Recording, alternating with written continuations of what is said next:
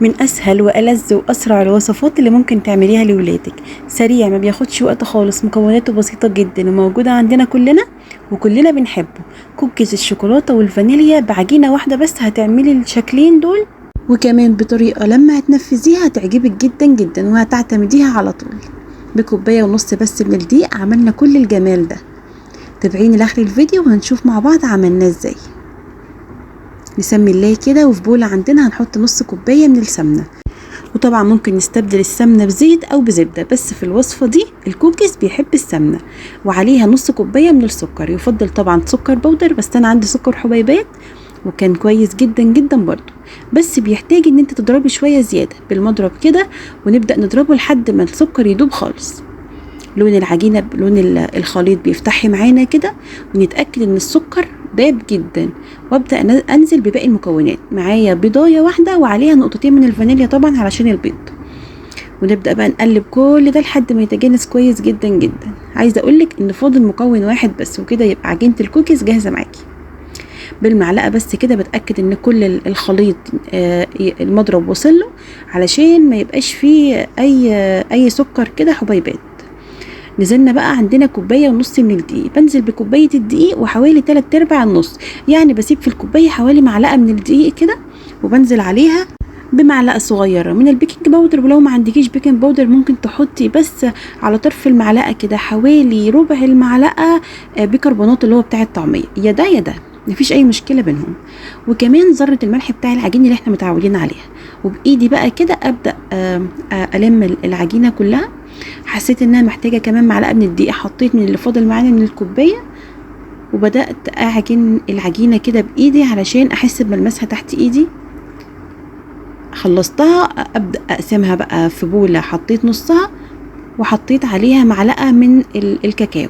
كده الكوكيز الشوكولاتة معانا بأبسط الطرق خالص وانجح، هيطلع خطير والله العظيم، هيعجبك جدا جدا. وده اقل مقدار ممكن تعمليه. طبعا لو عاوزه تضاعفي الكميه تضاعفي كميه الدقيق والبيض، كل المقادير تضاعفيها. حطيت معلقه الكاكاو وبدات اشوفها بايدي كده طريه، ملمسها ناعم ولا مشققه، حلوه جدا جدا معايا، بس حسيتها محتاجه شويه كاكاو كمان عشان اللون بتاعها يبقى قوي شويه، فحطيت لها حوالي معلقه كمان من الكاكاو. طبعا ده كاكاو غير محلى علشان لونه بيبقى غامق كده، وكمان انا حاطه في العجينه سكر، فمش محتاجه سكر تاني. كده خلصت كوكيز الشوكولاته. بصوا بقى العجينه اتغيرت ازاي لما حطيت معلقه الكاكاو التانيه. هركنه على جنب واجي للكوكيز التاني. العجينه اللي احنا كنا ركناها هحط عليها معلقه الدقيق اللي كانت فاضله، وقلبتها برضو بنفس طريقه الكوكيز الشوكولاته كده لحد ما وصلت معايا للقوام اللي انا عاوزاه. انا عايزه قوام ناعم كده، ما يبقاش طري قوي ولا العجينه تبقى ناشفه في ايدي، لا عايزاها طريه كده زي عجينه الغريبه بالظبط، ناعمه كده ومش مشققه معايا خالص. في صينيه عندي بقى ده الشوكليت شيبس اللي هيزين بيه الكوكيز. طبعا الكوكيز المعتاد لازم يبقى عليه شوكليت شيبس. نقطه زيت بس بسيطه في الصينيه بتاعتك، ولو الصينيه مش بتلزق العجين، يعني مجرباها ومش بتلزق فيها العجينه، مش لازم نقطه الزيت خالص.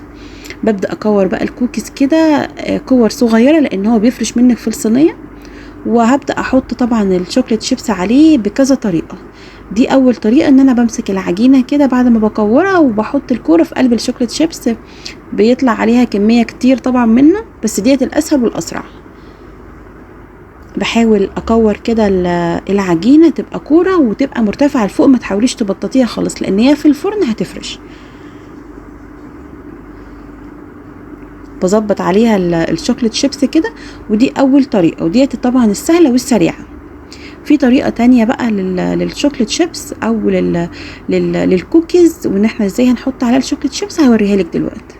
ودي بالنسبه لي افضل طريقه طبعا، لانه بيطلع الكوكيز زي اللي بنشتريه من بره او زي اللي احنا عارفينه المعتاد. وهي الطريقه دي ان انا برص الشوكليت شيبس عليها كده بايدي، احط 4 وحدات 5 وحدات كده، وده الشكل اللي احنا عارفينه وحافظينه للكوكيز. عايزه اقول لك ان الطريقه دي مطلعاه ناعم جدا ومن تحت مشقق كده الكوكيز الاصلي. بصوا انا عاملاها صغيره لان لسه حجمها هيكبر في الفرن، حاولي تبعديها عن بعض كده في الصينيه علشان لما تطلع من الفرن ما تبقاش لازقه في بعضها قوي والشكل بتاعها ما يبقاش حلو يعني. برص بقى فيها. دي طبعا الطريقه مش سريعه بس احلاهم، وبتطلع الكوكيز كده شبه بعض وشكله حلو قوي. عايزه اقولك ان هي كل الخطوات دي على بعضها كده مش هتاخد في ايدك نص ساعه، حتى لو ضعفت الكميه حلوه قوي، وبيقعد عندك حتى بره التلاجة بسكويت وناعم، والاولاد كلهم بيحبوه، مفيش حد ما بيحبش الكوكيز. وديت من اسهل واقرب الوصفات اللي تقدري تعمليها وانت مطمنه، وهيطلع معاكي احلى كوكيز اكلتيه في حياتك. ده بقى الكوكيز اللي بالشوكولاته، ممكن تحط عليه الشوكليت شيبس كده من فوق برضو بالطريقه اللي احنا عملنا بيها دي، وممكن تفتحيه من جوه زي الطريقه دي وحشيته من جوه شوكليت شيبس. طبعا بتسيح في الفرن وترجع بعد كده تجمد تاني، فبيبقى محشي من جوه شوكولاته وعليه من فوق شوكولاته، فبيبقى خطير. دي الكميه بعد ما خلصتها حوالي 30 قطعه من كوبايه ونص من الدقيق. عايزه تضاعفي الكميه بقى تحطي 3 كوبايات دقيق تعملي كيلو من الدقيق. هكتب لك كل المقادير بالجرام وبالكوبايه تحت الفيديو، تقدري تضاعفي الكميه زي ما انت عايزه. بس لو انت اول مره تعمليه جربي في كوبايه ونص بس، وهيطلع معاكي حلو جدا. هتعتمدي الطريقه دي على طول. دخلته الفرن طبعا ما بياخدش غير حوالي ربع ساعه في الفرن. شغلت الشوايه اخر دقيقتين بس قبل ما اطلعه، وطلع بالحلاوه دي. بعد ما طلعته وسبته يبرد شويه لانه بيبقى طري شويه كده زي الغريبه، فبسيبه حوالي 10 دقايق لحد ما يتشمع، لحد ما يمسك نفسه كده ويبرد. وبعد كده ببدا اطلعه من الصينيه وارصه في الطبق بتاعي. بصوا العجينه من جوه ازاي مفرغه، ومن تحت لونها واخده لون كويس قوي من تحت ومن فوق. ده الكوكيز الشوكولاته. طبعا ده اللي انا حطيت فيه شوكليت شيبس من جوه. ممكن تحطي قطع شوكولاته من جوه، وممكن تستبدلي الشوكليت شيبس اللي فوق دي وتحطي فوقيه قطع شوكولاته كده، هيبقى حلو قوي قوي برده. والحجم بتاعه تتحكمي فيه براحتك. المهم ان العجينه مظبوطه والمقادير مظبوطه كويس قوي قوي. جربيه هيعجبك جدا.